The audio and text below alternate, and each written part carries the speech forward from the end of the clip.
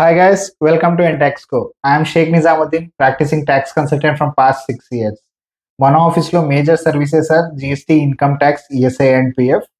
So ఇన్ని days మన clients కి మాత్రమే సర్వీసెస్ ప్రొవైడ్ చేస్తూ మన క్లయింట్స్ కి మాత్రమే నాలెడ్జ్ షేర్ చేస్తున్నాము.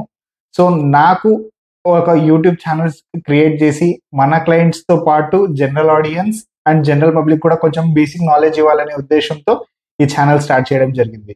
సో మన ఛానల్లో మీకు మెయిన్గా ఏం కంటెంట్ దొరుకుతుంది?